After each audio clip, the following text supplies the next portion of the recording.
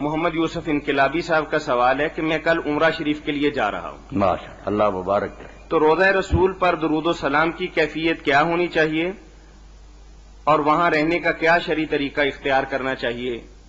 میری رہنمائی فرما دیجیے. اللہ تعالیٰ آپ کے لیے عمرہ مبارک کرے. مسجد نبوی کی زیارت کے اللہ تعالیٰ مبارک کرے، نصیب کرے. بڑے خوش قسمت ہے آپ جو جا رہے ہیں حرمین شریفین. مدینہ منورہ حاضر ہوں، رسالت مآب علیہ الصلوۃ والسلام کے روضہ اطہر پر حاضر ہوں، تو سب سے پہلے تو سلام کہنا چاہیے. سلام وہی ہے جو حضرت ابن عمر جنہوں نے کہا اور ہم نماز میں پڑھتے ہیں.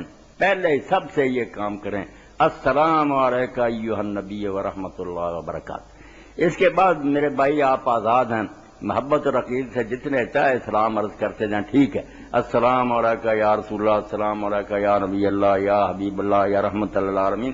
جب تک آپ کا جی سیر نہ ہو آپ کہتے ہیں ادب سے. مگر یہ ہونا چاہیے جیسے بعض لوگ غلط کام کرتے ہیں کہ دیوار کو ہاتھ لگاتے ہیں، جالیوں کو لگاتے ہیں. اس کے لیے مولانا احمد رضا خان بریلوی رحمۃ اللہ علیہ کا ایک رسالہ ہے جو انہوں نے اپنے والد کی فرمائش پر لکھا، حج اور عمرے پر.